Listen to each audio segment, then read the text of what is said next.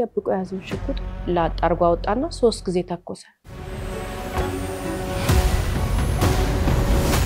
ገንዘብ ስናገኝ ጥበበኛ ካልሆነን እንደርግማን ነው የሚሆንብን አብዛኛው ጊዜ ጸብ በገንዘብ ነው የሚመጣው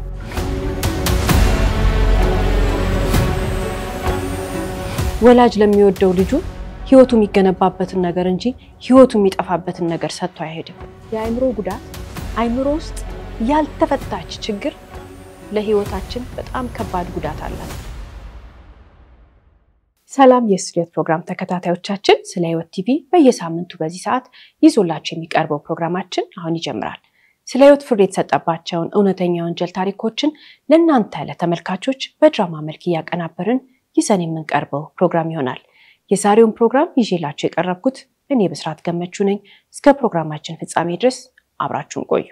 ሁላችንም እንደምናውቀው እንግዲህ በቤተሰብ መካከል በተለይም በእህትና በወንድም መካከል ሊፈጠር የሚችል አለመግባባት ወይንም ጸብ ምናልባትም በልጅነት ከሆነ በተለይ በሪሞት እኔ ነኝ ይሄንን ማየው ቲቪ ተባብለን ልንጋጭ እንችላለን ወይንም ደግሞ ጫማዬን አርጋብኝ ሄደች ጫማዬን አርጎብኝ ሄደ ቦርሳዬን ነካብኝ ደብተሬን እስኪብርቶ እንደዚህ ያወጣብኝ ልጆች በዚህ ነገር ነው የሚጋጩት ሁላችንም የምናውቀው የዛሬ ባል ታሪኮቻችን ግጭት ግን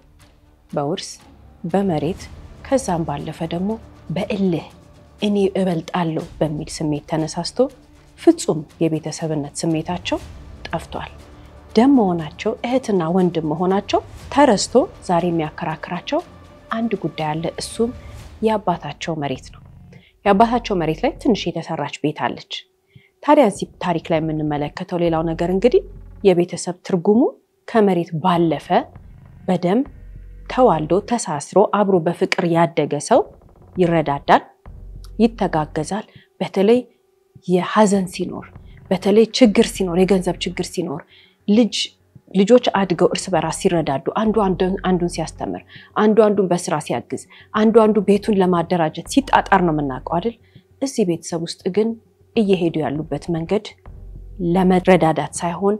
አንዱን ለመጣል ነው ምክንያቱም መሬቱ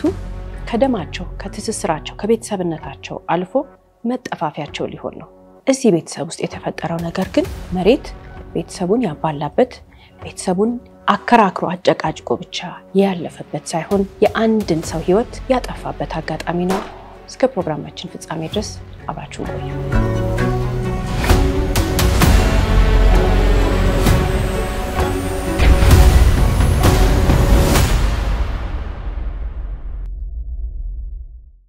የዚህ ቤተሰብ ታሪክ ወይንም ደግሞ ትልቁ ችግር የተፈጠረው መቼ ነው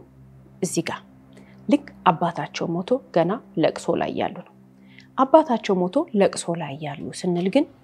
በቤተሰቡ መካከል የነበረ ስምምነት በቤተሰቡ መካከል የነበረ ፍቅር እስከዚህኛው ቀን ድረስ የኖሩበት የህይወት መንገድ ማናችንም የምናቀው ኖርማል የምንለው የቤተሰብ አካሄድ ነው ችግር የተፈጠረው እዚህ ጋር አባትየው ከሞቱ በኋላ ታላቅ ወንድም ምን አለ ይሄ መሬት ሙሉ ለሙሉ ለሱ እንደሚገባው ጠየቀ ገና 40 አልደረሰም በለቅሶ መሃል ላይ ነው ይሄንን ያለው ሽማግሌዎች ሰብሰብ አደረገና ይሄ መሬት የአባቱ መሬት ለሱ እንደሚገባ እሱ በፈለገ ጊዜና ሰዓት ለሌሎቹ እንደየድርሻቸው እንደሚሰጣቸው ተናገረ አባት ለረጅም ዓመት ታመው አልጋ ላይ ነበሩ በእነዛ ረጅም ዓመት ታመው አልጋ ላይ በነበሩ ሰዓት የቤተሰቡን ችግር በጀርባዬ ተሸክሜ ኖርኩት እኔ ነኝ አለ እውነትም ይሄ ታላቅ ወንድም እህት ወንድሞቹን አስተምሯል እህት ወንድሞቹን ረድቷል እናት አባቱን ጦሯል አባት ምናልባትም ይሄንን መሬት ይሄ ታላቅ ልጃቸው ባይኖር ይሄ መጀመሪያ ልጃቸው ባይኖር ይዘውት ሊቀጥሉ ነበር የሚያስብል አይነት ህይወት አልነበራቸው ወይንም ገቢ አልነበራቸው ይሄ ታላቅ ወንድም በርግጥም አድርጓል ማንንም አይከደው ግን ሙሉ ለሙሉ ለምን ላንተ ይገባሃል ብለው ደግሞ ሌሎቹ መጋጨት ጀመሩ ጎረቤቶቻቸው ዘመዶቻቸው ሁሉ ተንሾኳሾኩባቸው ድምጻቸው ተሰምቶ ማያውቁ አንገታቸውን ደፍተው ቤተሰቦቻቸው ቤት ገብተው አንገታቸውን ደፍተው የሚወጡት ልጆች አሁን ሰፈሩ መንደሩ ሁሉ የሚያወራው ስለነሱ ነው ምክንያቱም መጀመሪያ የነበረው ፍቅራቸው ሌላ ነው አባታቸው ያለ የነበረው ፍቅር ሌላ ነው በዚች መሬት ምክንያት ግን ሰፈሩ በሙሉ እስከሚገረም ድረስ እንዴት ለቅሶ አልፎ 40 ሳይደርስ እንኳን ይሄንን ያክል ትጋጫላችሁ ተብለው ሰው አፍ ውስጥ ገቡ ጎረቤት ብቻ አይደለም ዘመድ ብቻ አይደለም የገዛ ጓደኞቻቸውም ጭምር ብዙ በእነሱ ጉዳይ ላይ እያነሷቸው ወሬ ቀጠለ። ታዲያ ታላቅ ወንድም ይገባኛል አሳድጊያቸዋለሁ ቤተሰቡ ረድቻለሁ ቢልም ታናሽ ወንድም ደግሞ መጣ። የመጨረሻ የቤቱ ምን አለ? ሁላችንም አለ በእድሜያችን ሲደርስ ስናድግ ቤተሰብ ረድተናል አለ። አንተ ብዙ የረዳህበት ምክንያት የመጀመሪያ ልጅ ስለሆንክ ነው። ስለዚህ በአባታችን መሬት ላይ የሚገባን መጠን የእናታችን ተቀንሶ እኩል ድርሻችን ይሰጠን። አንተ ትልቁን የምትወስድበት ምክንያት የለም ብሎ በኃይል ተናገረው። 2-3 ጊዜ ነው ሽምግልና እየተቀመጡ ያሉት። እንግዲህ 1-2 ቀን አይደለም በተከታታይ አንዳንዴ በቀን 2 ጊዜም ሽማግሌዎች የሚቀመጡበት ጊዜ አለ። ቤቱ ጦርነት ሆነ ውስጡ ያ ሰላማዊ ቤት ተፋጁበት። ከዛ በኋላ ግን እንግዲህ ታናሽ ወንድም ይሄንን ሲል ሽማግሌዎች በተሰበሰቡበት ታላቅ ወንድም ታናሽ ወንድሙን አንገቱን የሚያስደፋበት ነገር ይዟልና ያንን ይናገራል ብሎ አላሰበም። ሽማግሌዎቹ በተሰበሰቡበት ትላልቅ ሰዎች የአባቱ ጓደኞች ሲወለድ የሚያውቁት ሰዎች ሙሉ ባሉበት የሃይማኖት አባቶች ባሉበት ምን አለው? ይሄ እኮ አለው ትልቁ ትንሹን እንኳንስ አይደለም የአባታቸውን ንብረት ወስዶ የአባታቸውን ንብረት ውርስ ወስዶ ጠብቆ የአባታቸውን ስም የሚያስጠራ ነገር ሊገነባበት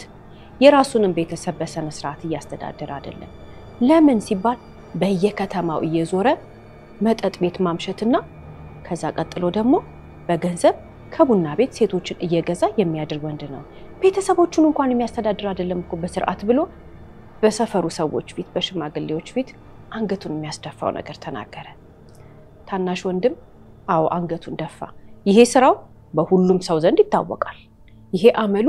በሁሉም ሰው ዘንድ የሚታወቅ ነገር ነው። ግን እንደዚህ በአደባባይ አይኑን እያየ የተናገረው ሰው አልነበረም። ከዚህ በኋላ ሁለቱ ግሩፕ ፈጠሩ። ታላቅና ታናሽ የመጀመሪያ የቤቱና የመጨረሻ የቤቱ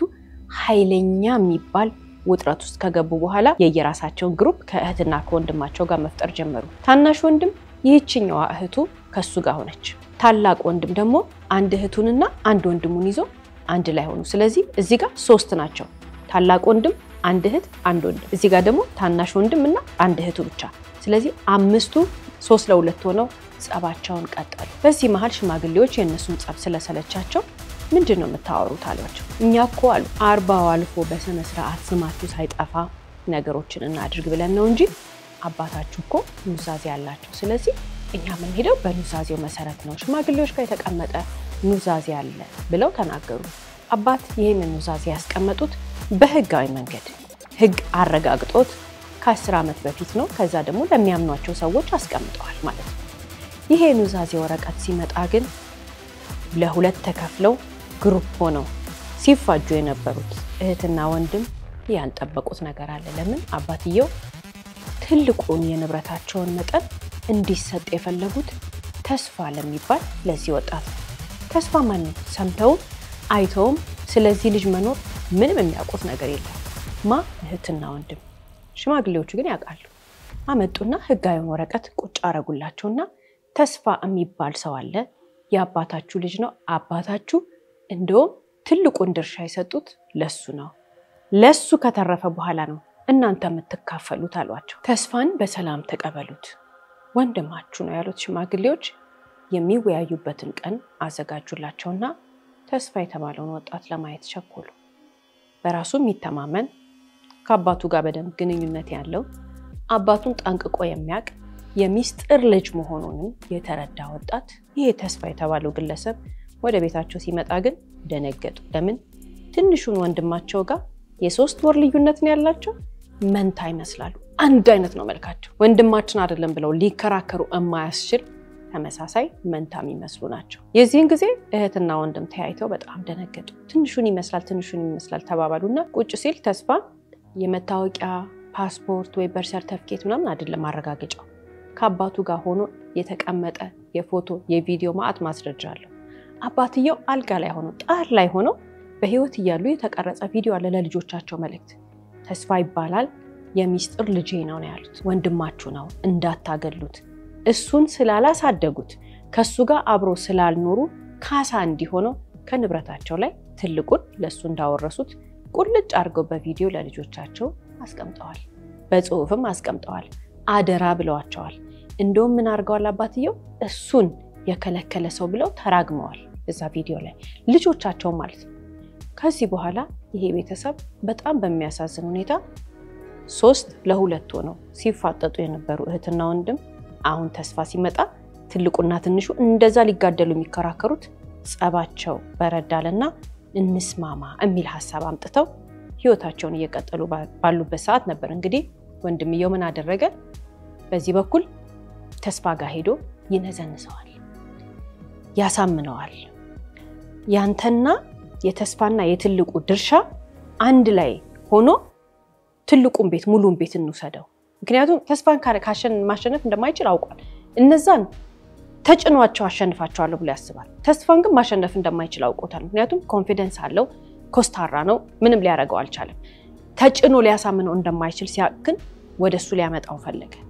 ወደሱ ሊያመጣው ሲፈልግ እንግዲህ አሁን ደግሞ አዲስ ሌላ ግሩፕ ተፈጥሮ አዲስ ሌላ ግጭት ሊፈጠር ነው ሁለት ማለትም አንድ እህቱን አንድ ወንድሙን ትልቅ ወንድምየው 3 የነበሩት ግሩፕ አሁን ተስፋ ከነሱ ጋር ተጨመረና እነዛኞቹ ሊያስወጡ ፈለጉ ምክንያቱም ትልቅ ወንድምየው አንድ እህቱንና አንድ ወንድሙን አሳምኗቸዋል የነሱን ድርሻ እሱ ወስዶ ሌላ ትልቅ ነገር አድርጎበት እዛ መሬት ላይ የድርሻው ተካፋይ እንደሚሆኑ ተማምኖባቸዋል ታዲያ ተስፋ መጥቶ የጠየቀው ነገር ነበር እነዚህ ሁሉ 4 እህትና ወንድሞች ከዚህ ውርስ ላይ አስወጥተህ ለምንድነው ተስፋን ብቻ ወይንም እኔን ብቻ ልታምነኝ የፈለከው ለምንድነው ብሎ ሲጠይቀው አንተን አየሁ ታዘብኩ አለው አንተ በአባታችን መሬት ላይ የሆነ ነገር ሰርተህበት የአባታችንን ስም ታስጠራለህ ትልቅ ቤት ሰራበታለህ እኔም ትልቅ ቤት ሰራበታለሁ ለግማሽ እኩል እንካፈለውና የአባታችንን ስም የሚያስጠራ ነገር እናረግበታለን አለው እነዚህ ግን ቁም ነገር የላቸውም እስካሁንም ይዣቸው ያለው እኔ ነኝ አለው ስለዚህ የሚናገረው ነገር አሳማኝ ከመሆንም በላይ ከነሱ ጋር ከመከፋፈል ግማሹን ከትልቁ ጋር መካፈል ለተስፋ ይሻለዋል ስለዚህ ተስማሙና አሁን እነዚህኞቹ ማንን ጨመሩ ተስፋን ጨመሩ ሌላ ክርክር ሌላ እንደገና ውዝግብ ባለበት ሰዓት ደግሞ ይሄ ማለት ገና 40 ቀን አልደረሰም በቀን ቤቱ ግን ጦርነት ሆኗል ለቅሶ ቤቱ እንዲህ ባለበት ሰዓት አንድ ሰው መጣ ያ ሰው ሽማግሌዎቹ ምን አላቸው ልጆቹ ማነጋገር ፈልጋለሁ ምክንያቱም ማናገራቸው ነገር አለ ሲባል ትልቅ ሰው ነው ይሄ ሰው ልጆቹ ማግኘት ፈልጋለሁ ተስፋንም ጨምሮ ሲል ምንድነው የመሰላቸው እነሱ አባታቸው ጋር አንድ በጣም የቀረበ ሰው ለቅሶ ሊደርስ የመጣ ነው የመሰላቸው ለቅሶ ሊደርስ የመጣ ሲባል ደግሞ ያ ትልቅ ሰው ሁሉንም ልጆች ማግኘት የፈለገ ስለሆነ አንድ ላይ ተሰብስበው ጠበቁት ታዲያ ይሄ ግለሰብ ለቅሶ ሊደርሳቸው አይዟችሁ በርቱ ብሎ ወይ ጓደኛዬ ብሎ ሊያለቅስ ሳይሆን የመጣው የአባታቸውን ነገር ሊነግራቸው ነው ጉድ አረጋቸውና ይሄም ሰውዬ ህጋዊ ዶክመንት አለው ከተወሰነ አመት በፊት አባታችሁ አራጣ ተበድሮ ነበር ብር ለቅሶ ላይ ሆናችሁ ይሄንን ነገር አልናገርም ብዬ ነው አላቸው ታዲያ ይሄው ውሉ ይሄው አባታችሁ ወሰደው ብር ይፈረረበት ይሄው ሁሉ ነገር አለና አባትየው ለሰውየው ካርታውን ሰጥቶታል እስከዚህ ሰዓት ድረስ ማንንም ያችን የቤት ካርታ የመሬት ካርታ ያያት የለም ትንሽ ቤት ናት ያለችበት ግን በጣም ትልቅ መሬት ነው አባትየው ብሩን ተበድረዋል እነዚህ ልጆች መካድ አይችሉ ስለዚህ ምን አሉ ደግሞ በጣም ማለት የመሬቱን ያክል ሊሆን ትንሽ የቀረው ብር ነው ማንንም ይሄን መክፈል የሚችል ከመሐከላቸው የለም እያንዳንዳቸው ያላቸው ገንዘብ ቢደመር ራሱ ያንን እዳ መክፈል የሚችል አይደለም ሁለት ምርጫ ሰጣቸው አንደኛው የቀረችውን የልዩነት የብድሩ መካከልና መሬቱ መካከል ያለውን ብድር ልዩነት ልስጣችሁና እናንተ ብሩን ወሰዱ እኔ መሬቱን ወስዳለሁ አላቸው ሌላስ ገንዘብ ካላችሁ ደግሞ ገንዘብ ክፈሉና መሬታችሁን ወሰዱ ያባታቸውን ነገር አሁን አባታቸው ሳይታሰብ ስለሞቱ አልወስድባችሁም ማለት ልጆቹ መጀመሪያ ሊወቅሱት መኮር ሰውየው ግን ህጋዊ ነው አሳያቸው ምንም ሊክዱ አይችሉ አባታቸው ባራጣ 2 ወይንም 3 አመት በፊት ከዚህ ሰውዬ ገንዘብ በመሬቱ ተበድሯል እንግዲህ አሁን ስንት ነገር መጣ መጀመሪያ ታላቅና ታናሽ ነበሩ በኋላ ተስፋ መጣ አሁን ደግሞ ጭራሽ አራጣ በዳሪ ያለበት ተባለ መሬቱ ትልቁ በጣም ተናደደ የሚችለው ነገር ሁሉ አድርጎ ይሄንን መሬት የራሱ ለማድረግ ብዙ ርቀት ተጉዞ መጥቷል ለሱ ይሄ መሬት ማለት ማንነቱ ለሱ ይሄ መሬት ማለት በቃ ህይወቱ ነው ከአባቱ ቤትና ወይንም ከአባቱ መሬትና ከሞት ቢባል ሞትን ብሎ የሚመርጥ ግለሰብ ነው ፍጹም ይሄንን መሬት ማጣት አይችልም ታላቅየው በተለይ ታናሽየው ደግሞ አንደኛ ገንዘብ ይፈልጋል ሁለተኛ ደግሞ መብት የሚባለው ነገር የተረዳ ሰው ነው እነዛ መሃል ላይ ያሉት ሁለቱ እህትና አንድ ወንድም ግን ወደዚህ ወደዛ ያለው የሚዋልዱ ናቸው ይሄንን የታዘበው እንግዲህ ተስፋ ባለበት ሁሉም ባሉበት አራጣ አበዳሪ አንድ የተናገረው ነገር አለ መልሶ እዚህ ቤተሰብ ውስጥ ያለውን እሳት ላይ ቤንዚን የሚያርከፈክፍ ምንድነው አንቺኛዋ እህት አላቸው አንደኛዋ እሷ ማለት ከትንሹ ጋር ግሩፕ የፈጠረችው አንቺኛዋ እህታቸው አንቺ እኮ ነሽ አባትየው መሬቱን ባራጣ ተበድሮ ያገኘውን ብር ላንቺ ነው የተሰጠው ብሩን የታረክሽው ትንሽ አመት ነው ያለፈው እዛ ላይ አባታቸው ታሞ ነበር የት አደረግሽው ሲባል እሳቸው የሚናገሩት ነገር አለ አራጣ አበዳሪ ምክንያቱም ብሩ ለምን እንደተፈለገ ለሷ እንደሆነ የገባውም ትራንስፈር የተደረገው ወደ ሷ አካውንት እንደሆነ ከዛ በተጨማሪ ደግሞ እሷ የሆነ የምትገዛው ነገር ነበራትና ለዛ ተብሎ ነው እኔም የራራሁት ታመው ያለ የሰጣኋቸው ሰርተው እንደማይከፍሉ ያወቁ የሰጣኋቸው በልጅ ስለመጡብኝ ነው አሉ አራጣ አበዳሪው እውነታቸው ነው ያንን ገንዘብ አባትየው ለዚህኛዋ ከትንሹ ጋር ህብረት ለፈጠረችው ልጃቸው ነው የሰጡት ለማንም ግን አልተናገሩ አሁን ይበልጥ ጸብ ተነሳ ምን ሆነ ሁሉም አይኖቹ ወደሷ ሆኑ ታዲያ ግን ትንሹም ጭምር ወደ እህቱ ከሱ ጋር ግሩፕ ወደ ነበረችው ወደሷ ሆነና ብሩን አምጪና እዳውን ከፍለን መሬቱን እናስቀር ወደሚል ጭቅጭቅ ውስጥ ገቡ እሷ ደግሞ አላቅም ነው የምትለው አላቅም ብላ ስትናገር ትንሹ መልሶስ ከሷ ጋር ተጣልቷል እዚህ ጋር ያሉት ደግሞ እህትና ወንድሞች ምን ይሉታል አውቀህ ነው አንተ ከሷ ጋር ተባብረህ ገንዘቡን ወስደሃል አውቀህ ነው ይሄን የምታስመስለው ይሉታል ይሄ ቤተሰብ ድብልቅልቁ ወጣ ከመሐከላቸው አንድም ቀና ነገር የሚያስብ ሰው የለም ሁሉም አንድ አይነት ነገር እየተናገሩ አንድ አይነት ቋንቋ ያወሩ ግን የተለያየ ቋንቋ የሚያወሩ እስከሚመስል ድረስ መግባባት አቅቷቸው አሁን ዛቻ ተጀመረ የዚህ ሰዓት ነበር እንግዲህ ሁሉም የሚችሉትን ሁሉ ካደረጉ በኋላ ታላቅ ወንድም ሄዶ በህገ ወጥ መንገድ የጦር መሳሪያውንም ሽጉጥ ገዝቶ መጣ ቤተሰቦች ሽማግሌዎች ትላልቅ ሰዎች ሁሉ አንድ ላይ ተሰብስበው ይሄንን ቤተሰብ ሊያበርዱ የሚሞክሩት ሙከራ አልተሳካም ስለዚህ ይሄ ግለሰብ ምን አደረገ አሁንም ለስብሰባ ለብቻቸው እሷና እሱ እንዲገናኙ ጠራት ለብቻቸው እሷና እሱ እንዲገናኙ ሲጠራት ግን ሽጉጥ እንደያዛት ታውቃ ቁጭ አለ ፍለፊቷ አወራት ብዙ ተከራከሩ መጨረሻ ላይ ደብቆ ያዘው ሽጉጥ ላጣርጓ ወጣና 3 ጊዜ ተኮሰ ግን አልነካትም ምንም አልነካትም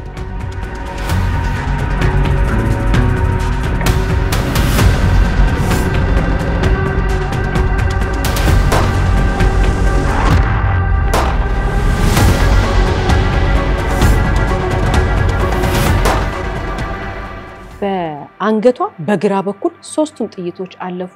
ጩኸቱ ግን በጎረቤት ሁሉ ተሰማ የተኩሱ ድምጽ ሁላችንም እናውቃለን የሰፈር ሰው ተሰበሰበ በሩን ቆልፎታል በቃ አሁን ገደላት ምክንያቱም ይሄ አባታቸው ቤት ነው የሚሰበሰቡበት ቤት ነው ሁሉ የሚተዋወቁበት ቤት ነው ተጫረሱ ተጋደሉ ሁሉም ሰፈሩ በሙሉ ሰዎች ተሰበሰቡ አሁን እዚህ ጋር 3ቱን ከተኮሰ በኋላ እሱ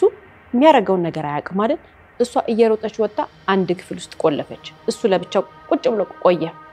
ከደጅ ሰው መግባት አይችልም ምክንያቱም በሩ ተቆልፏል በዛ ላይ የተኩስ ድምጽ ስለሰሙ ወደ እነሱ እንዳይተኮስ ፈሩ የዚህ ሰዓት ላይ ነበር እንግዲህ ታላቅ ወንድም ብድጋለና እሷ የቆለፈችው ክፍል ላይ በሩን ክፈች ይያለ እየደበደበ ሊገነጥል እየሞከረ አሁንም ይተኩሳል የዚህን ጊዜ ዋይ ተባለ ሰፈሩ እንዳለ በዋይ ተሞላ ፖሊስ ካልመጣ በስተቀር ይሄንን በር ማን ይገነጥላል ማን ከፍቶስ ይገባል ሰፈራቸው በጣም ተረበሸ ፖሊስ በስልክ ጥሪ ተደረገለትና መጣ ይሄ ግለሰብ እዛች ክፍል ውስጥ ወይንም ታላቅ ወንድም እህቱን እዛች ክፍል ውስጥ ተደብቃ ያለ ብዙ ጊዜ ነው የተኮሰው ጥይት ሲያልቅበት ያስገባል እንደገና ይተኩሳል ያስገባል እንደገና ይተኩሳል አንዲት ጊዜም አልመጣትም በጣም ብልጥናት እሱ በበሩ በኩል ነው የሚተኩሰው እሷ መሬት ላይ ተኝታ ነበር ተርፋለች ፈጣሪ ረድቷት ግን እዛ ቤት ውስጥ ከዛ በኋላ ፖሊስ በሩን ሰብሮ ገብቶ እሷን ከተቆለፈችበት ክፍል ያወጣው እሱን ደግሞ የያዘውን ፍቃድ የሌለውን የጦር መሳሪያውን ሽጉጥ ተቀብሎ ወደ ጣቢያ ወስዶ ለምርመራ ሲያስቀምጣቸው የተረዳው ነገር ግን እጅግ በጣም ያሳዝናል ታላቅ ወንድማቸው በማረሚያ ቤት ሆኖ ምርመራ ተጠናቆ በህገወጥ መንገድ ጦር መሳሪያ ይዞ ስለተገኘ ምንም ሽጉጥ ይዞ ስለተገኘ ከዛ ውጪ ደግሞ ላደረሰው ጥቃት በመግደል ሙከራ ተብሎ ወደ ማረሚያ ቤት ይሄዳል ፍርድ ቤት ቀርቦ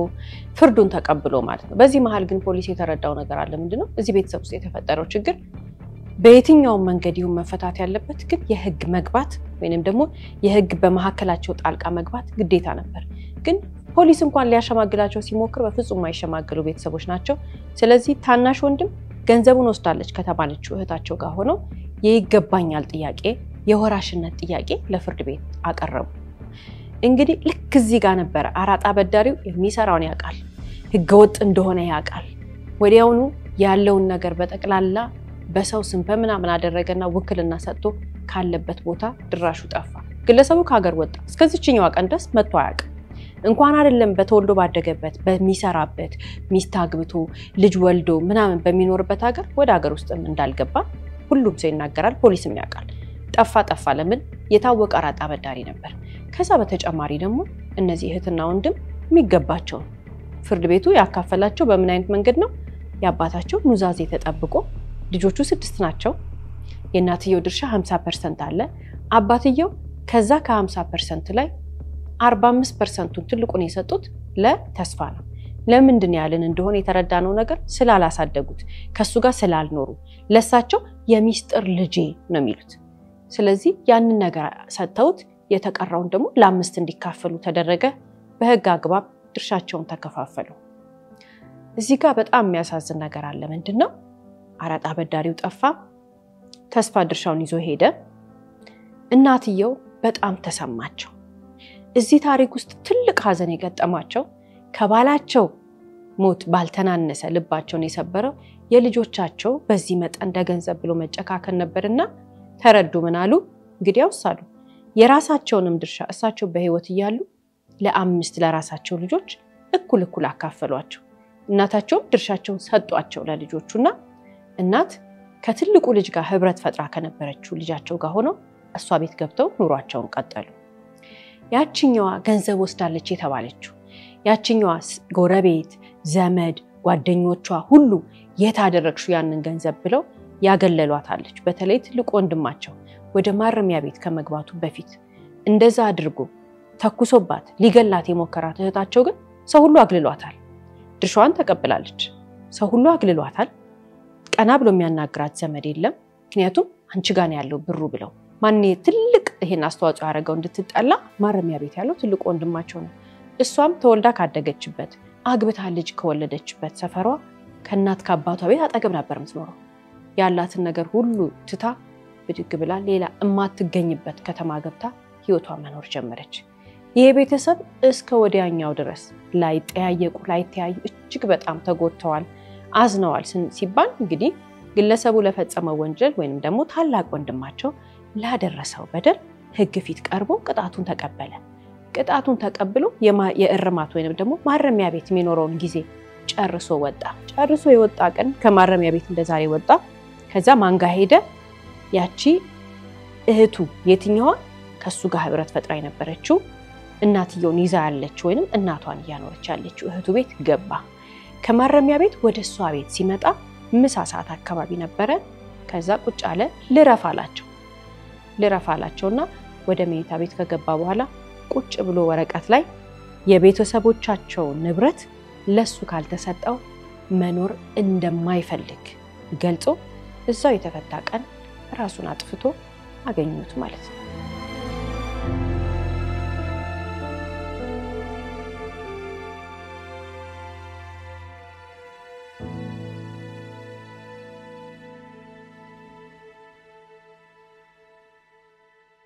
ሁልጊዜም ከታሪኮቻችን መጨረሻ የምናነሳቸው የተለያዩ ሐሳቦች አሉ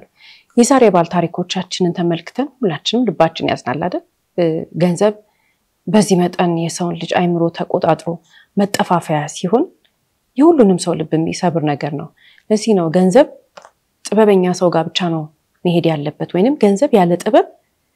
እርግማን ነው የሚባል ገንዘብ ስናገኝ ጥበበኛ ካልሆነን እንደ እርግማን ነው የሚሆንብን በቃ እንደ ጥፋት ነው የምንቆጥረው በፍጹም የምናድግበት አይደለም ሰው ልጅ ገንዘብንና ጥበብን አንድ ላይ አያይዞ ማስኬድ ካልቻለ ዛሬ የተመለከትነው አይነት ሁኔታ ነው የሚፈጠረው ወይንም ደግሞ የዛሬ ባል ታሪኮቻችን የሄዱበት አይነት መንገድ ነው ታዲያ ሰው ጥበበኛ እንዲሆን ጥበብ እርግጥ ከፈጣሪ ነው የሚሰጠው በመንፈሳዊ ህይወቱ ላይ ሰው ከጠነከረ ሁሉም በራሱ በሚያምነው በሃይማኖቱ ጥበብን ከፈጣሪው ያገኛል ሁላችንም ፈጣሪ የሰጠን ጥበብ አለ ሁላችንም ፈጣሪ ያደለን ለሁላችንም ሳያዳላ እኩል የሰጠን ጥበብ አለ ያንን ጥበባችንን እንዴት አድርገን ነው የምንጠቀምበት እንዴት አድርገን ነው ውስጣችንን የምናዳምጠው ራስ ላይ መስራት ነው ራሳችን ላይ በጣም መስራት መቻል አለብን ፈጣሪ የሰጠን ጥበብ ምንድነው የፈጣሪን ስራ ስንረዳ ሁላችንም ሰው ማለት ምን ማለት እንደሆነ ስንረዳ ትልቁ ነገር ከፈጣሪ ያገኘው ጥበብ ነው ምንል ከሆነ የራሳችንን ጥበብ ፈጣሪ የሰጠንን ጥበብ ለማዳመጥ ለራሳችን እድል አልሰጠነውም ማለት ነው ጥበብ ዕውቀት ነው ብዙ ነገር ልንለው እንችላለን በተለይ ግን ከገንዘብ ጋር ሲያያዝ ጥበበኛ ሰው እጁ ገንዘብ አይግባ አይባልም ምክንያቱም እንዴት አድርጎ በጥበብ ህይወትን እንደሚመራ ስለሚያውቅ ለሱ ይጨምርለት ነው የሚባለው ጥበበኛ ያልሆነ ሰውስ አያገኝ ነው የሚባለው ምክንያቱም መጥፊያው ነው ሌላ ደግሞ ካገኝ ከጎኑ ያሉትን ሁሉ ይፈጃል ካጎኑ ያሉትን ሰዎች በሙሉ በገንዘቡ ያሰቃያል ገንዘብ ማንነትን አጉልቶ ያወጣል ሲባል የሚያያዘው ከጥበብ ጋር ነው አንድ ሰው በጣም ጎበዝ ተማሪ ከሆነ ገንዘብ ከሰጠነው የበለጠ በዛ ገንዘብ ይማርበታል አንድ ሰው በጣም ደግ ከሆነና ገንዘብ ካገኘ የበለጠ ቸርና ደግ ይሆንበታል አንድ ሰው ልቡ ጠማማ ነገር የሚያስብ ልቡ ቀና ያልሆነ ሆኖ ገንዘብ ካገኘ እንደገና ሌላ የተጣመመና የከፋ ነገር ነው የሚሰራበት ገንዘብ የሰውን ልጅ ማንነት እንደ ማጉሊያ መነጽር አውጥቶ ያሳያል ሲባል ዞሮ አሁንም እንመለሰው በመድነው ከጥበብ ጋር ነው ጥበብ የሌላቸው ሰዎች ፍጹም ገንዘብ እንዴት አድርገው መጠቀም ስለማይችሉ ጥበብን ከፈጣሪ የተሰጣቸውን ለማውጣት ራሳቸው ላይ ነው መስራት ያለብን ታዲያ እኔ ምን አይነት ጋር ነው ያለሁት የኔስ ምን አይነት ሰው ነኝ የሚለውን ለማወቅ ከፈለግን ሁላችንም ማንነታችንን ለመረዳት አንዳንዴ ምናቂ ይመስለናል አንዳንዴ ውስጣችን ያለውን ጥበብ በደም የተጠቀምንበት ያለን ይመስለናል አይደል አናቅም ግን የምናቀው ባለሙያ ጋር ስንሄድ ነው ባለሙያ ጋር ሄደን የምንጠየቃቸው ጥያቄዎች አሉ ለምሳሌ ሰው ራሱ ላይ መስራት ሲፈልግ የመጀመሪያ የሚያደርገው የተማረ ሰው ጋር ሄዶ ቁጭ ይላል ፊት ለፊት እየተያየ እውነቱን ይናገራል ማወቅ የሚፈልገውን ነገር ይገልጻል ጥበበኛ መሆን ፈልጋለሁ ወይንም ደግሞ ፈጣሪ የሰጠኝን ጥበብ መጠቀም እፈልጋለሁ ብሎ የሚያስብ ሰው ባለሙያ ጋር ሄዶ ቁጭ ይበልና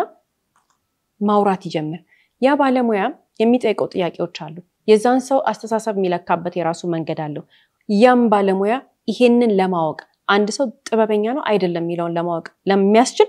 ጥበብ ዕውቀት አለው ለዚህ ነው ሰው ባለሙያ ጋር ሄዶ ራሱ ላይ ቢሰራ ከእንደነዚህ አይነት ዛሬ የተመለከትነው አይነት ታሪክ ከእንደዛ አይነት ነገር ወጥቶ ህይወቱን በጥበብና በማስተዋል ይሄዳል የትኛውም አይነት ገንዘብ ሲመጣ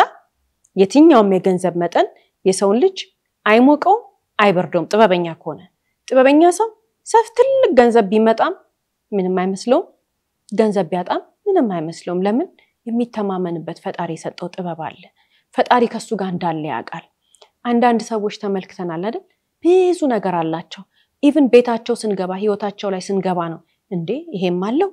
እንዲም አላት እንዲ ነው የምትኖረው እንዲ ነው የሚሆነው ምንለው ምንም አይመስላቸው ያላቸው ነገር ሁሉም ሰው ያለው ነው የሚመስለው ውስጣቸው ስንገባ ነው እንደም ያላቸው ነገር የምንረዳው ከውጪ አንዳንድ ሰው ግን አለ ገና አንድ ይዞ አንድ ሺህ የሚያወራ ማለት ነው ጥበበኛ ያልሆነ ሰው ገንዘብ እንዴት እንደሚያዝ ያላወቀ ሰው ገንዘቡን እንዴት አድርጎ ማኔጅ ማድረግ እንዳለበት የጠፋበት ሰው ያገኘው ገንዘብ ወይንም ደግሞ ያቺ ትንሽ ያገኛት ነገር እንዳንድ ሺህ አድርጎ የሚያወራበት ምክንያት ሌሎችን አሳንሶ ራሱን ከፍ ለማድረግ ነው እንደዚህ አይነት ሐሳቦች ከጥበብ ማነስ የሚመጡ ስለሆኑ እንደዛ እንዳንሆን ሁላችንም ራሳችንን እንፈትሽ ገንዘብን ማኔጅ የማድረግ ጥበብ ካለን ደግሞ ውርስም ቢሆን የትኛውም አይነት ነገር ቢሆን ከማንም ሰው ጋር አያፋጀንም ይሄ ማለት ግን ትተን እንሂድ ማለት አይደለም የራሳችን የሆነውንም ነገር እንዳንጥል እንድንጠይቅ እንድንሰበስብ ጥበበኛ ከሆነ እናቀበታለን እንችልበታለን ማለት ነው በዚህ ታሪክ ውስጥ ሁሉም ተጎድተዋል ማንንም ያተረፈ የለም የትኛውም የቤተሰብ አባል በዚህ ታሪክ ውስጥ አላተረፈም ሁሉም ተጎድተዋል ስንል ይሄ ባይሆንብን በህይወታችን እንመኛለን አይደል ከቤተሰቦቻችን አባሎች ጋር በሰላም ብንኖር እንወዳለን ግን ሁሉም ቤተሰብ በሰላም ይኖራል ማለት አይደለም ሁሉም ቤተሰብ በፍቅር ይኖራል ማለት አይደለም በየቤቱ ቀላልም ማይባል ቁጥር በውርስ በገንዘብ በተለያየ ነገር አብዛኛው ጊዜ ጸብ በገንዘብ ነው የሚመጣው ወይ በውርስ ይሆናል አለበለዚያ ደግሞ የሚፈጠረው ጸብ ምንድነው አንዱ ያደርጋል ሌላው በሙሉ ከስር ገንዘብን እንደ ውሃ ያጠጣቸዋል ችግኝ ናቸው ሌሎቹ ተጠቃሚዎች ናቸው ይሄኛው ደግሞ ዋንባ ነው በቃ ጥብሎ ያፈሰላቸዋል እነሱ ሲቀበሉ ይኖሩና ይሄኛው አልሰጥም ያለቀን እነዚህ ሁሉ ከስር ያሉት ጠላት ሆነው ይነሳሉ የብዙ ቤት ታሪክ ነው የብዙ ቤተሰብ ታሪክ ነው አንዱ ሰጪ ነው ሌላው እንዳለ ተቀባይ ሆኖ ይኖርና ከዛ ያ ሀብት ያ ንብረት ልክ ተቆጣጣሪ ሲመጣለት ልክ እንዴት ነው የውሃ ቆጣሪ ያለው አይደል መዝጋት መቀነስ ሲጀምር ያ ዝም ብሎ ሲፈስ የነበረው ውሃ መጥቶ ቆጣሪ ተገጥሞለት ውሃው መስተካከል ሲጀምር እነዚህኞቹ ማለት ይጀምራሉ ጸብ ይፈጠራል ካልተጋደልን ይላሉ የብዙ ቤት ታሪክ ይሄ ነው ስንል እንግዲህ ይሄ ልጅ ግን በስተመጨረሻ ራሱን አጠፋ ራስ ማጥፋት የሚያስብል ነገር ጋር ማለት ሁላችንም ስንገምተው የሚያስደነግጠን ነገር ነው መሬቱና እሱ ምን ያህል ትስስር እንደነበራቸው ብቻ ሳይሆን እጅግ በጣም የተጎዳበት ነገር አለ አምኗል ተቀብሏል አይምሮ ተጎድቷል እሱ ለምን ይሄንን ያክል አሰበ ልንል አንችልም አሁን ግን የጉዳቱ መጠን እንየው አይምሮ ውስጥ የተቀመጠውን ጠባሳ መጠን እንየው ያንን መሬት ካጣ ራሱን እንደሚያጠፋ ያመነ ሰው ነው ሲናገርም ነበር በተደጋጋሚ በህይወት ይያለ ከሁሉ በላይ እዚህ ጋር የምንመለከተው ነገር አዝኗል በዚህ ነገር ልቡ ተሰብሯል ተስፋ ቆርጧል አይደል ራስ ለማጥፋት ነገር ጋር ስንሄድ አንድ ሰው የሆነ ነገር ሲያዝን አንድ ሰው የሆነ ነገር ልቡን ሲጎዳው ማለት መጎዳት ነበረበት መጎዳት አልነበረበትም ሳይሆን የጉዳትን ጉልበት ግን መመልከት እንችላለን ከዚህ ውስጥ መጎዳት የሚባለው ነገር የምንጎዳበት ነገር ትክክለኛ አይ ብታዝንም አይፈረድባትም ቢያዝንም አይፈረድባትም የሚያስብል አይነት ጉዳት አለ አንዳንዱ ጉዳት ደግሞ እንዴ አያገናዝብም እንዴ አታገናዝብም እንዴ የሚባላል ሁለቱም ግን ጉዳት ናቸው ምክንያቱም ያ ሰው አዝኗል በዛ ነገር ለዚህ ነው ሰው በጣም ከተጎዳ በኋላ ጉዳትን አይምሮአችን ውስጥ ያዘንበትን ነገር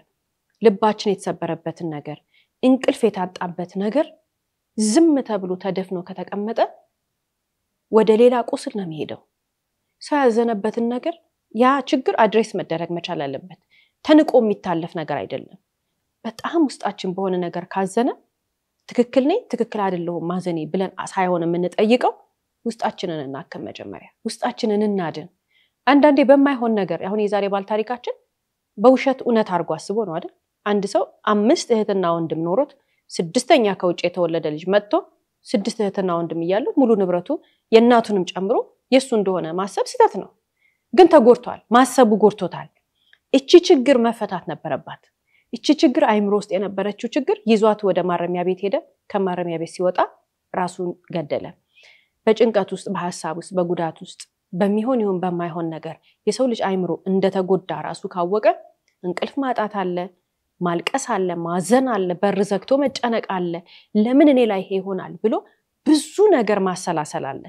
ያንን ድፍን አርገነው እንዳልተፈጠረ ልክ እንዴት ነው ጓሮ ውስጥ አፈር ለብሶ የተቀመጠ ቦምብ ይመስል እኛ ህይወታችንን እንቀጥላለን የሆነ ቀን ትዝ ይለናል እኮ ምናልባት በቀን አንዴ በቀን ሁለቴም ሊሆን ይችላል እከሌ እንዲያርጎኝ ነበር እከሌ እንዲያርጋኝ ነበር እያልን እናስባለን ይሄ በጣም ይጎዳናል ህመም ይሆናል እንቅልፍ እናጣለን ተጎርተናል ብለን ካሰብን አሁንም ልብ ማለት ያለብን አርስታችን ትክክል ይሁን ትክክል አይደለም አይምሮአችን ያመነው ግን ትክክል ነው ብለን ነው የምናስበው ስለዚህ እቺን ነገር ሳንፈታ ምን እናደርጋለን እኛ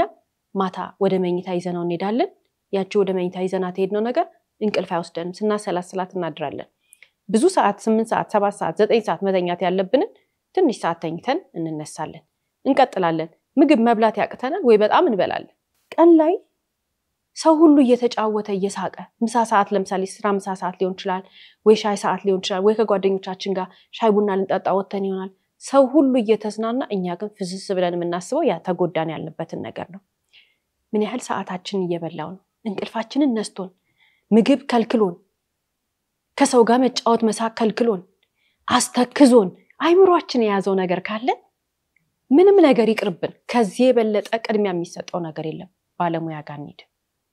የአይምሮ ጉዳት አይምሮ ውስጥ ያልተፈታች ችግር ለህይወታችን በጣም ከባድ ጉዳት አላት አይታወቀንም ግን የለት ተለት ተግባራችንን ትረብሸዋለች የዛሬ ተግባራችን የነገ ህይወታችን ነው ዛሬ አይምሮአችን ውስጥ የተቀመጠ ሐሳብ ለነገ ህይወታችን ግልጽ የሆነ ምዕራፍ የሚከፍትልን ነገር ነው የዛሬ ሐሳብ ነው የነገ ህይወት የዛሬ የምናረጋት ነገር ናት የነገ ህይወታችን ላይ አስተዋጽኦ የምታረገው አሁን ለተጎዳንበት ነገር ዛሬ ያሰብነው ዛሬ ቦታ ሰጥተነው ጊዜ እየፈጀን አይምሮአችን ውስጥ ጉዳታችን እየተመላለሰ ከሆነ ይዋልነው ያ የተጎዳንበት ነገር እኛ ጋር እንዲኖር ፍቃድ ሰጥተን አራዝመንለታል ጊዜ 1 አመት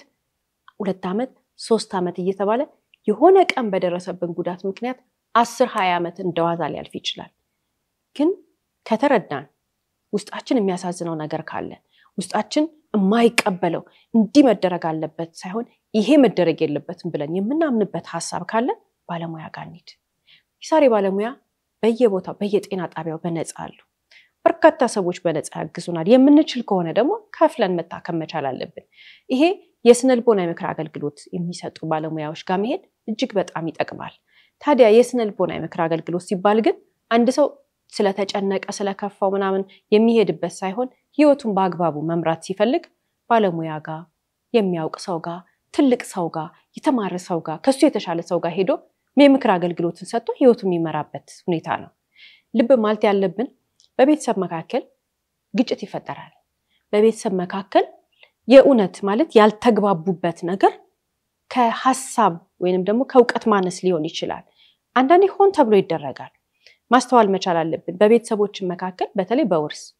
በእንደነዚህ አይነት ነገሮች ጸብ ሲፈጠሩ መግባባት ሲያቀታቸው ፍርድ ቤት ይለያቸዋል። ማለት ፍርድ ቤት አንተ ይሄ ነው ድርሻህ፣ አንቺ ይሄ ነው ድርሻሽ፣ እናንተ እንደዚህ ናችሁ ብሎ ይለያያቸዋል አይደል? ከዛ በኋላ ያ ቤተሰብ ግን እንደ ቤተሰብ ለመቀጠል ወይንም ፋንክሽን ሊያደርግ አይችልም። በጣም ይቸገራሉ። ከአንገት በላይ ይሆናል። ለዚህ ነው በቤተሰብ መካከል እንደዚህ አይነት ችግሮች ሲፈጠሩ የቤተሰብ በጋራ ሆኖ የምክር አገልግሎት ይሰጣል። ካውንስሊንግ አለ፣ ቴራፒ አለ፣ አንድ ላይ ሆኖ በግሩፕ የሚሰጥ ማለት ነው። እንደዛ በመካከላቸው ያለው ያልተግባቡበት ነገር አንድ ላይ ሆነው አንድ ባለሙያ ጋር ቁጭ ብለው በዲሲፕሊን የተሰጣቸውን የቀጠሮ ቀን እየጠበቁ የተባሉትን ነገር አድርጉ የተባሉትን እያደረጉ እንዳታደርጉ የተባሉትን ደግሞ ሳያደርጉ በጋራ ችግራቸው ይፈታል። ይሄ ማለት አንቺ ዝም በል አንተ ዝም በል እያለ አይደለም የሚያስታርቀው። ባለሙያ የዛም ቤት ችግር ምን እንደሆነ ያወጣል።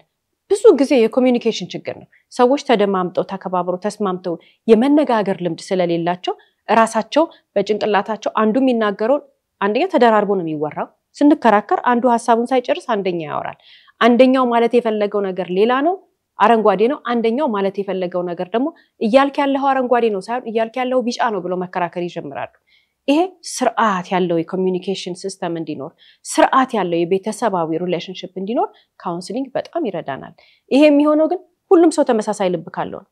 ሁሉም ሰው ቀና ልብ ካለው፣ ሁሉም ሰው ለዛ ቤተሰብ የሚሰጠው ቫልዩ እኩል ከሆነ ነው።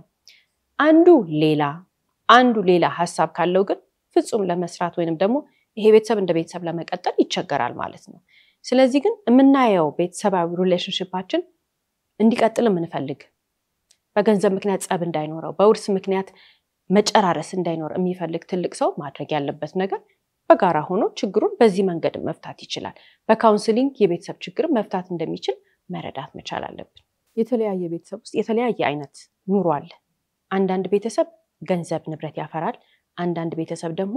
ቤት ማን ይገዛለታል? ልጁ ይገዛለታል። ሁለቱም እኩል ቤተሰቦች ናቸው።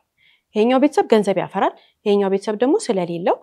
በኪራይ ቤት ከቤት ቤት ይኖርና መጨረሻ ላይ ልጆች ደርሰው ይገዙለታል። ሁለቱም እኩል ቤተሰብ ነው። ሁለቱም እኩል ልጅ ነው ያላቸው። ሁለቱም እኩል እናት አባት ልጆች አሉ። ሁለቱ መካከል ያለው የኑሮ ልዩነት ብቻ ሳይሆን የአስተሳሰብ ልዩነት ነው። እነዚህ ልጆች ለቤተሰቦቻቸው ብዙ ነገር ያደርጋሉ። እዚህ ጋር ያሉት ልጆች ደግሞ በቤተሰቦቻቸው ንብረት ምክንያት ይፋጃሉ ብለን ከሆነ ያስቀመጥነው ያወዳደርነው እነዚህኞቹ ቤተሰቦቻቸው ቤት ገዝተውላቸው ቤተሰቦቻቸውን እየጦሩ ያሉ ቤተሰቦች ወይንም ደግሞ ልጆች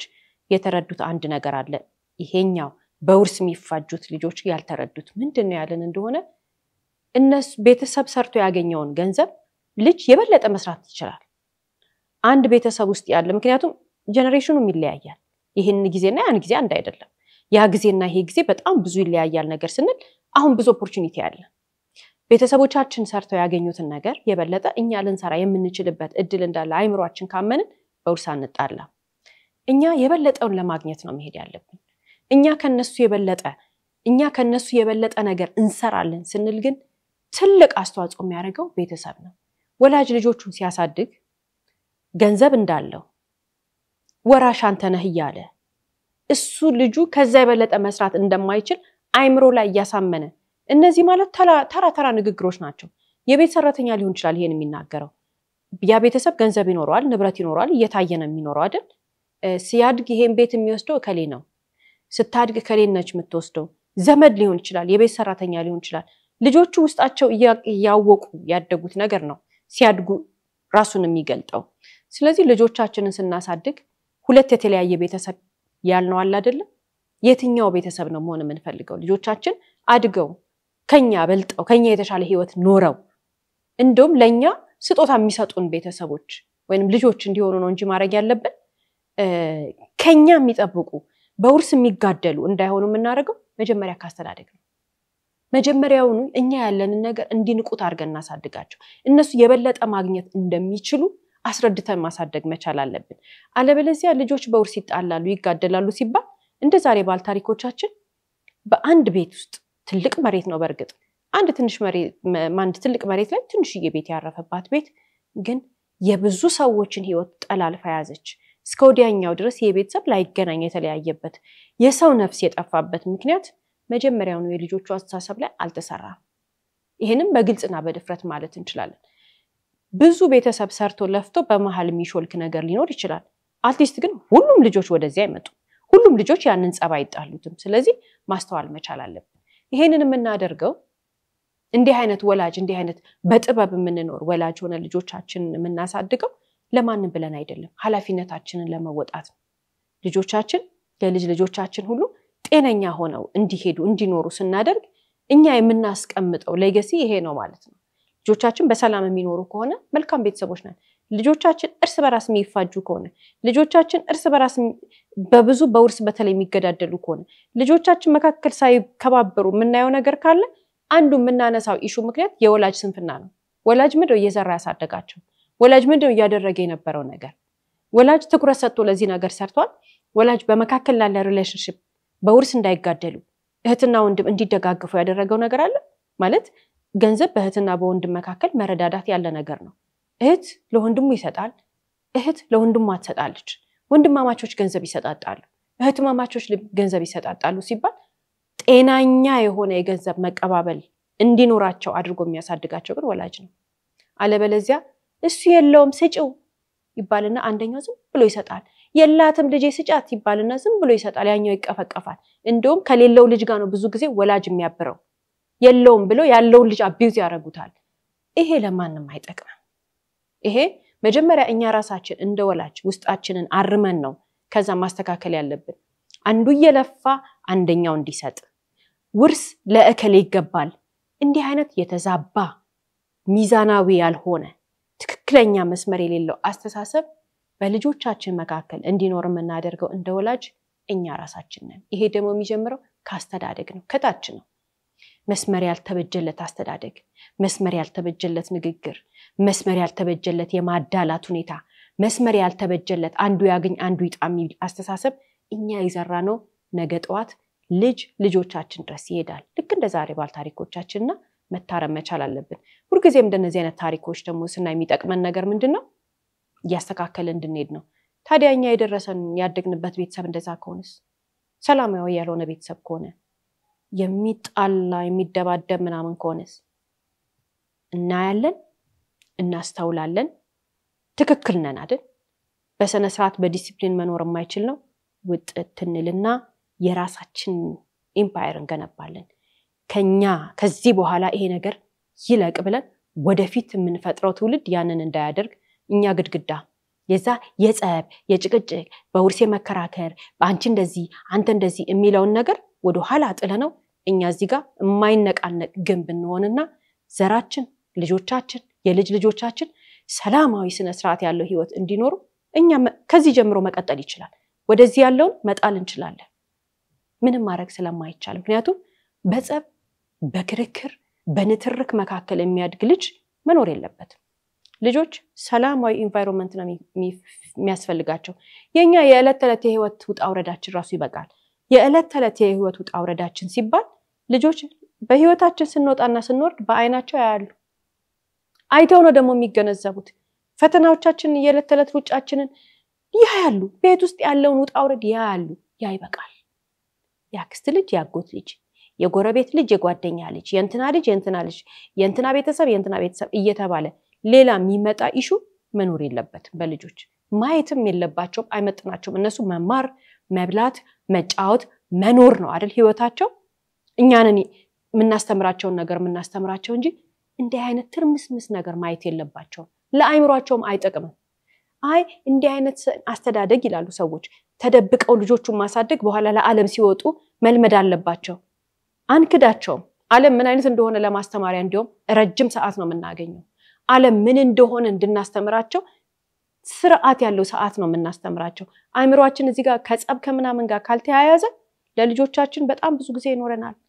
አስበን መማር ያለባቸውን ነገር መማር ባለባቸው እድሜ እናስረዳቸዋለን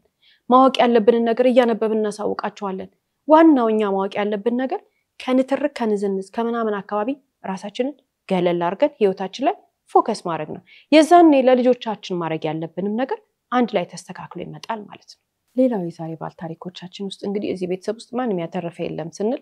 ብዙ የተጎዱ ሰዎች አሉ ትልቁ ልጅ በጣም ተጎድቷል ከዛ ውጪ ደግሞ እናትየው በጣም ያሳዝናሉ የሳቸው ጉዳት እጅግ በጣም ብዙ ነው በትንሽ ጊዜ ውስጥ ባላቸውን አጡ ልጆቻቸው ተጣሉባቸው ተበታተኑባቸው እንደገና አንደኛው ልጃቸው ራሱን አጠፋ እኚህ እናት በጧቱ ባላቸው በጣም በድሏቸዋል አንደኛ ተስፋ የሚባል ልጅ እንዳላቸው አያውቁ ወይንም ባላቸው ሌላ ስድስተኛ ልጅ እንዳለው አያውቁ አራጣ እንደተበደረበት ባላቸው አያውቁ አራጣው ብር ደግሞ እቺኛዋ ልጃቸው ታቃለች ሲባል ወይንም ደግሞ አንደኛዋ ልጃቸው ለሷን የሰጡት ሲባል ምንም ያውቁት ነገር የለም ጉዳታቸው የነበረው ከኋላ የነበረው ህይወታቸው ውሸት እንደሆነ ነው የሚያውቁት ማለት ያ ሁሉ የሚያውቁት ቤተሰብ ኤግዚስት እንዳላደረገ ነው እንግዲህ የሚቆጠረው የኚህ እናት ህይወት የለፉለት የመጡለት ይሄ ሁሉ ገንብቶ የመጡት ነገር በጠቅላላ ኦቨርናይት ፍላሽ ነው የተደረገው እንዲህ አይነት ነገር ለምን ይመጣል እንዲህ አይነት ነገር ለምን ይከሰታል ስንል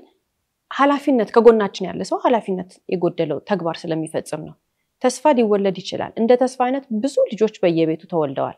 ግን አይካድም ማለት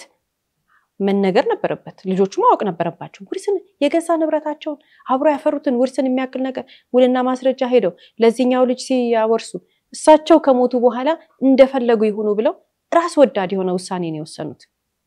አንዳንድ ጊዜ ሁላችንም እንሳሳታለን ብዙ ጊዜ እንሳሳታለን ጥፋት እናጠፋለን ጥፋታችን ከኛ አልፎ ልጅ ያለ ሊጎዳ ይችላል እንደዛ ግን እንዲሆን ፈቅደን የምናልፈው እንደዛ እንዲሆን ፈቅደን ግን የምንኖር ከሆነ በጣም ኃላፊነት የጎደለው ስራ እየሰራን ነው እንደ ወላጅ እንደ ትልቅ ሰው ማድረግ ያለብን ነገር አለ የኛ ስተት የኛ ጥፋት ካለ ያቺ ያጠፋናት ነገር አድሬስ መደረግ አለባት አለበለዚያ ግን ወላጅ ለሚወደው ልጁ ህይወቱ የሚገነባበትን ነገር እንጂ ህይወቱ የሚጠፋበትን ነገር ሰጥቶ አይሄድም አንፍራ እንዲህ የሚያረጋው ሰውን ፍርሃት ነው ከጎን የህይወት አጋሩን ሚስቱን ወይንም ባሏን ይፈራራሉ ልጆች ይፈራሉ እኛ ብንወቀስ ይሻላል እኛ ብንጎዳ ይሻላል እኛ በጥፋታችን ምክንያት ብዙ ነገር ቢደርስብን ይሻላል ለልጆቻችን የሚፋጁበትን ነገር ተተን ከመንሄድ ሰው እንዴት ካለፈ በኋላ ሚስጥር ይውጣ ብሎ በቤተሰብ መካከል እንዲህ አይነቱን ኃላፊነት የጎደለው ነገር ትቶ ይሄዳል ልብ ማለት አለብን ልጆቻችን ለፍተን የምናሳድጋቸው ዞሮ ጥፋት ቢኖርም ሁሉም ሰው የሚለፋው ለልጆቹ ነው ሁሉም ሰው የሚለፋው ለቤተሰቡ ነው ጧት ተነስቶ ያ ሰው ስራ ሲሄድ የነበረው ምን ያህል ነገር ሲያደርግ ነው ለራሱ አብዛኛዎቻችን ለፍተን የምናገኘው ነገር የምናረጋው እኮ ለምን ወዳቸው ነው ኃላፊነት ላለን ነገር ነው የምናረጋው አይደል ያ ሁሉ ልፋታችንን ራሳችን በገዛጃችን ነው ፍላሽ የምናረጋው ምን ከሆነን ክፍተታችንን ጥፋታችንን ለመደበቅ ብለን መጥፎ ነገር ዘርተን ከሄድን ለልጆቻችን ተሳስተናል በቃ ተሳስተናል ምንም ይመጣ ነገር የለም አንደኛ የሰቀቀን ኑሮ ዘላለም የፍርሃት ኑሮ ታወቀ ይያልን አባሮሽ መኖር እንደሱ ምን አስጨነቀን ምድር ላይ ማንንም የማያጠፋ የለም ምድር ላይ ማንንም የማይሳሳት የለም ምድር ላይ ማንንም ፍጹም ሰው የለም አንዳንዴ የምናጠፋው ጥፋት ግን ከሰዎች ጥፋት ገነን ያለ ሊሆን ይችላል ወይኔ የሚያስብል ሊሆን ይችላል ይባላል ፈጣሪያችን ፊት ንስሐ እንገባለን በህግ መጠየቅ ካለብን በህግ እንጠይቃለን የሚወቅሰን ሰው ካለ ይወቅሰናል አለቀ ነገሩ በቃ እንዴት ነው ከሸፈ ነገሩ እንደዛ ነው መሆን መቻል ያለብን ፍርሃት ጭንቅላታችንን ጭምድድ አድርጎ ከመያዙ የተነሳ የኛን ጭምድድ አድርጎ ያዘው ጭንቅላታችንን እያደር ተዋልዶ ተባስቶ ምናምን ሄዶ ልጆቻችንን ደግሞ ዲስትሮይ ያረጋቸዋል እዛውስ መቀመጥ የለብንም ፍርሃቱስ መቀመጥ የለብንም በቃ ይመጣ ብለን ሁሉን ነገር መናገር ኃላፊነት የሚሰማው ሰው ተግባር ነው እስከ ፕሮግራማችን ፍጻሜ ድረስ አብራችሁን ስለቆያችሁ እናመሰግናለን። ሳምንት በተመሳሳይ ሰዓት በአዲስ ታሪክ እንደምንቀርብ እየገለጽን እንደተለመደው በአድራሻችን አስተያየቶቻችሁን ላኩልን። እስከ ሳምንት ድረስ ቸር ሰንብቱ።